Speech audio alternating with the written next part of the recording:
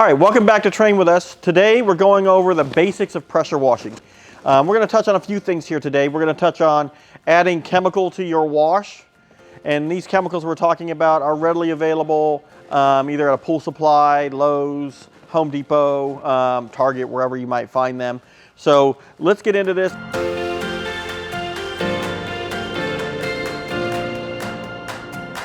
So let's first talk about the chemicals that we're using here. Sodium hypochlorite, what everybody calls bleach. Well, not all bleaches or sodium hypochlorites are the same.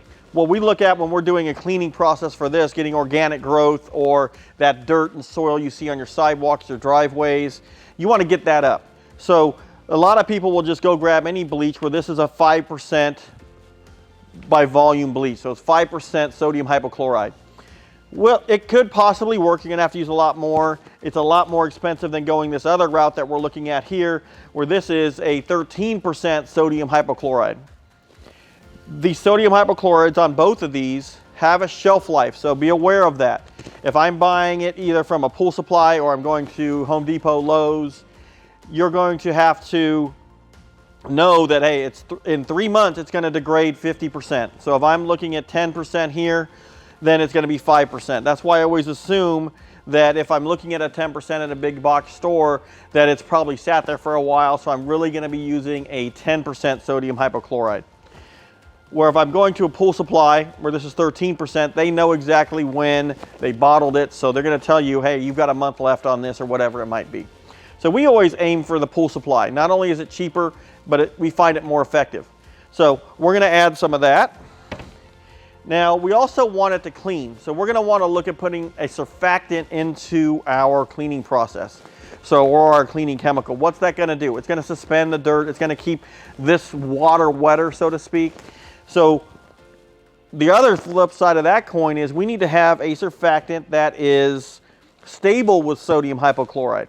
So, what do I mean by stable? I could grab a surfactant such as Dawn dish liquid. Well, it's not really made to put in bleach. So, what happens is you mix it with bleach and it either breaks down or you get a weird odor that you're going to need to wear a mask. It's not pleasant. So we look at, for the regular person off the shelf, if we're not going to the store and actually getting a surfactant that's made for pressure washing and adding sodium hypochlorite or bleach to that, what do we use a lot? Well, laundry detergent. As we know, with laundry detergent, we're going to be adding bleach to laundry detergent pretty much on a daily basis. So that's going to be a stable surfactant. So let's get into mixing these two chemicals, because we're going to mix those and we're going to apply them with a pump sprayer here. So as we move to that, let's talk about a pump sprayer. Application via pump sprayer is very effective. However, you do have to pick the proper pump sprayer. If you're looking at this pump sprayer, it's an all plastic pump sprayer.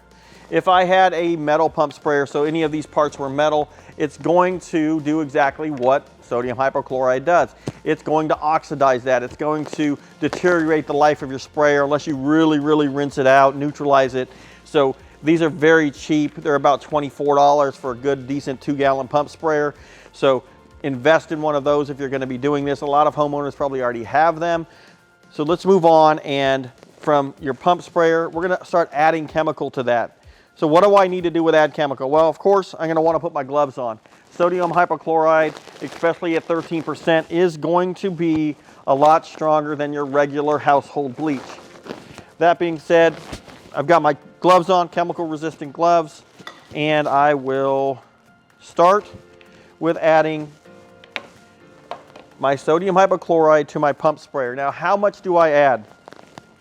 We average about 2 cups to every gallon. So this is a 2-gallon sprayer. It's about filled to the top. We'll add a little bit more after we're done. But we've got our cup measure. We're going to add 4 cups into here. It's very simple. 1, 2.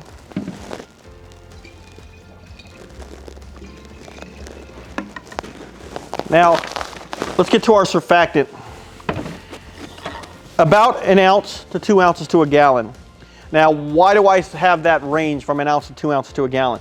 It really depends on the surfactant you're going to use. You don't want it to be super bubbly when you're spraying it out, where it's getting everywhere and it becomes harder to clean up. So with this, we'll use our measurement cup that comes with the actual laundry detergent. Doesn't matter on the brand of laundry detergent. Some people like ones that smell better than others because maybe you're doing a dumpster enclosure and you want it to smell good. That's what we kind of picked today. So let's get into that. I will fill up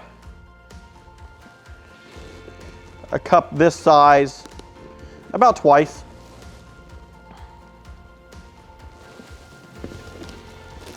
That will give me enough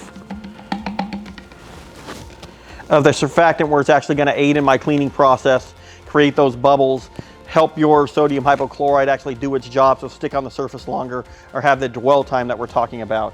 And then the last thing I'm going to do, I'll put my pump sprayer handle back in it, and then we're going to go outside and we're actually going to do some application, and I'm going to show you what we use when we're talking pressure washing. So when we're doing it in a commercial environment, when we're doing pressure washing. The same tips and tricks we're using here, you can definitely use at your home with even off-the-shelf one that you would maybe get at Home Depot, cold or hot water. But we're going to get more into that when we get outside.